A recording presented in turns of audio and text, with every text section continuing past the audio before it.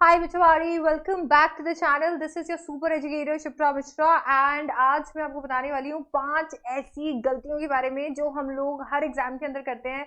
और क्योंकि board exam लगने वाले हैं, पहला पेपर इंग्लिश का होने वाला है, तो हम इसमें भी कर सकते हैं। और ये 5 गलतियां बहुत भारी पड़ सकती हैं, तो इनको प्लीज क्विकली मेरे साथ में ध्यान में रखो ताकि से आप एग्जाम में जाकर ये गलतियां बिल्कुल ना करो।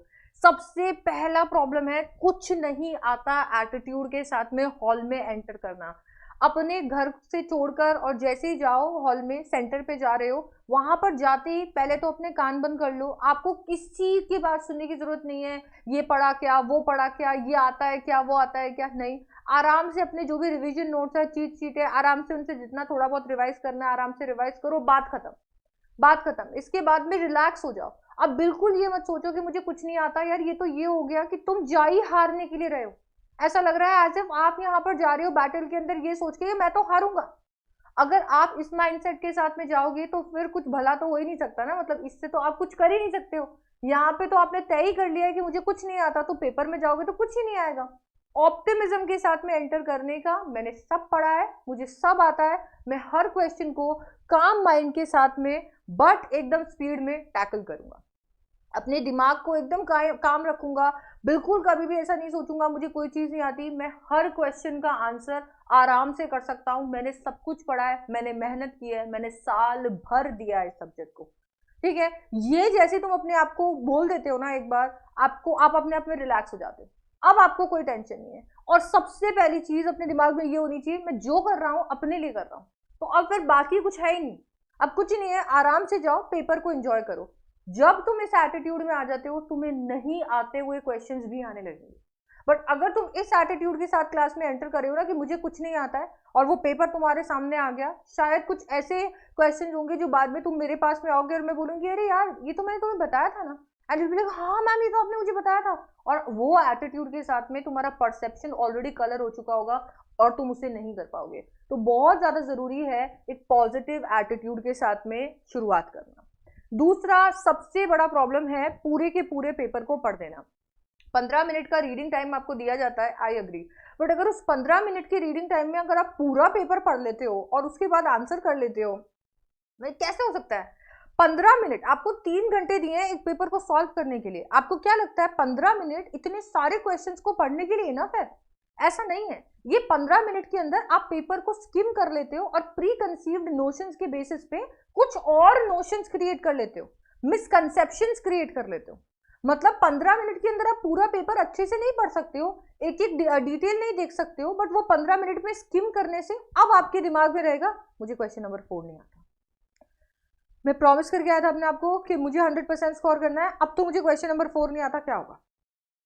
जबकि अगर आप उस क्वेश्चन नंबर 4 को बाद में एकदम काम माइंड से आराम से रीड करोगे, उसके एलिमेंट्स को समझोगे, तो आपको पता चलेगा कि उसे कैसे आंसर करना है।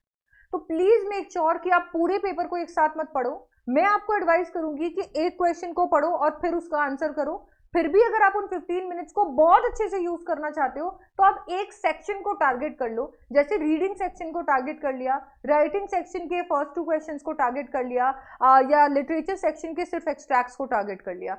ये आप जरूर टारगेट करो और वहीं से अपने पेपर की शुरुआत करो और पहले वही सॉल्व करो।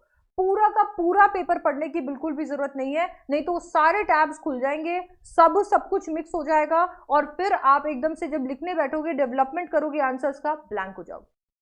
तो ये है दूसरा सबसे बड़ा मिस्टेक। तीसरा मिस्टेक है आंसर्स के लिए जगह छोड़ देना। इस मेंटालिटी के साथ में that I will write answers to these questions later, मैं इन सवालों के जवाब बाद में दे दूंगा, इसके लिए इनके लिए जगह छोड़ देता हूं।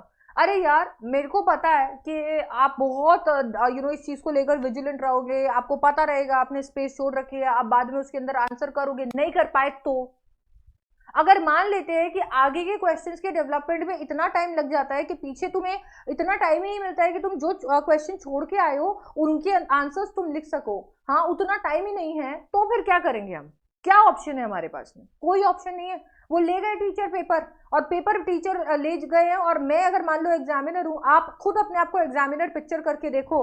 मैंने पेपर खोला, आपका आंसर शीट खोला, और मैं देख रही हूँ कि बीच में गैप छूटे हुए, हर जगह पे गैप छूटे हुए, और वो जो गैप्स हैं वो गैप्स कितने वियर्ड लगेंगे, कितना गलत लगेगा, ये लगेगा कि आपको बहुत कुछ नहीं आता, चाहे आपने गैप पूरे पेपर में 2 ही जगह छोड़ा, आपको बहुत कुछ नहीं आता, बहुत कंफ्यूज रहते हो, आप ये टॉपिक्स नहीं पढ़ के आए थे। एक परसेप्शन टीचर का चेंज हो जाएगा। तो अपने आंसर्स जितने आपको आते हैं, जो पहले आते हैं, अच्छी से आते हैं, उन्हें पहले कर लो। जो ऐसे हैं जो डाइसी हैं, उन्हें आप चाहो कि मुझे लास्ट के लिए छोड़ना है, तो एनीवे हम हर सेक्शन के एंड में थोड़ी स्पेस छोड़ेंगे, वहां पर अटेंड कर लेना। अगर तुम्हें फिर भी ऐसा लग रहा है कि नहीं मुझे थोड़ी और स्पेस छोड़नी है, तो आप हर क्वेश्चन के बाद में थोड़ी जगह छोड़ दो, ताकि बाय चांस अगर आपको जगह मिल जाए तो आप आराम से जब भी आपको याद आए आंसर, आप उसका आंसर वहां पर लिख सको। इसके बाद में आता है mentioning personal information. Personal information आपको पेपर के अंदर बिल्कुल भी मेंशन नहीं करनी होती है, पेपर सीधा डिस्क्वालीफाई हो जाता है, ये माना जाता है कि आप यहाँ चीटिंग करने का ट्राई कर रहे थे। तो बिल्कुल भी पर्सनल इंफॉर्मेशन आपको मेंशन नहीं करनी है। आप यहाँ पर सूडोनम्स का, सूडो एड्रेस का, इन्हीं का इस्तेमाल कीजिए, क्योंकि अगर वो पर्सनल इंफॉर्मेशन, अब आपको नहीं पता ना, आप किसी और पर्सन का नाम लिख रहे हो, पर अभी एग्जामिनर को नहीं पता है आप कौन हो, तो उन्हें तो ये लगेगा आपने अपनी इंफॉर्मेशन डाली है। अगर आप ये करते हो तो आपका पेपर डिस्क्वालीफाई हो सकता है, और रिस्क इच नहीं लेने का, बिल्कुल रिस्क नहीं लेने का। Okay, last but not the least, not rechecking the answers. अगर आपने एक बार आंसर लिख दिए हैं, तो देखो यार, आप जब क्वेश्चन पढ़ते हो तो एकदम से आपको बहुत सारे पॉइंट्स याद आते हैं, आप उस जोन में चले जाते हो, फिर आप डेवलपमेंट करते हो, और डेवलपमेंट के साथ में आप वहां पर बहुत सारी चीजें लिखते हो। बहुत बार आपको टेंसेस का, कंजंक्शंस का, बहुत सारी चीजों का ध्यान नहीं रहता। अब ऐसे में जब आप वैसे का वैसा आंसर अपने टीचर को सबमिट कर दोगे, तो ये एकदम ऐसा है जैसे कि आपने एक ड्राफ्ट सबमिट कर दिया है, कि एक ड्राफ्ट आपने बनाया था जो आपने सबमिट कर दिया है। आपको हमेशा ये कोशिश करनी है कि 180 मिनट का पेपर 160 के अंदर हो जाए, ताकि 20 मिनट मुझे रीचेकिंग के लिए मिल जाए। अगर मैं रीचेक कर सकती हूँ अपने पूरे आंसर्स को, तो मैं ये चीज इंश्योर करूंगी कि अगर मेरे 10 ग्रामेटिकल मिस्टेक है, तो मैं उसको ढूंढ निकालूं और मैं उन्हें अभी करेक्ट कर लूं, मैं टीचर के लिए छोड़ू ही नहीं दूं। और यही अगर मैं एकदम अपने टाइम को मैनेज करके नहीं चलूंगी, मेरे पास वो 20 मिनट भी नहीं बचेंगे, मैं रीचेक नहीं करूंगी, वो ड्राफ्ट पूरा का पूरा सबमिट हो जाएगा। अब वो वहां पर एज अ ड्राफ्ट ही दिखेगा। जब टीचर उसे देखेगा तो उसका परसेप्शन डिफरेंट होगा, वो जोन में नहीं है, वो चेकिंग की जोन में, तो वो जब उसे देखेगा तो उसे वो गलतियां दिखेगी।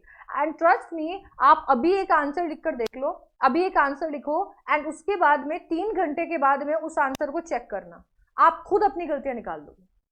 क्योंकि जब आप जोन में होते हो तब आपको नहीं पता होता है, जब आप उन गलतियों को कमिट कर रहे होते हो, बट जैसे ही आप एकदम थोड़ा टाइम लेकर उसे चेक करते हो, जोन से उस क्वेश्चन के बाहर हो जाते हो, यू कैन अंडरस्टैंड यार यहाँ पे वॉज आना चाहिए था, यहाँ इज आना चाहिए था, नहीं कंजंक्शन सही नहीं है, शायद मुझे सेंटेंस को रीराइट करना चाहिए। ओके, तो मेक श्योर कि आप ये करो। आप वाइटनर का इस्तेमाल यहाँ पर नहीं कर सकते हो, चॉक्स का इस्तेमाल नहीं कर सकते हो, तो ये थोड़ा सा ध्यान रखना कि आपको कट करके ही लिखना पड़ेगा।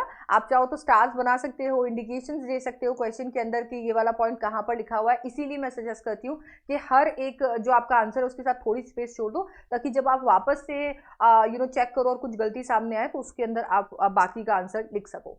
सो ये 5 ऐसी मिस्टेक्स हैं जो बहुत सारे बच्चे करते हैं, बहुत कॉमन मिस्टेक्स हैं, एंड आई वांटेड कि मैं इनके बारे में डिस्कशन करूं और कैसे इन्हें नहीं करना है वो बताऊं। And that's it. तो इस चीज़ को बिल्कुल अपने ध्यान में रखना, और अगर ये वीडियो पसंद आए तो बिल्कुल लाइक कर दीजिएगा, चैनल को जरूर सब्सक्राइब कीजिएगा, और मैं आपसे मिलने वाली हूँ नेक्स्ट वीडियो में। Till then bye bye, take care.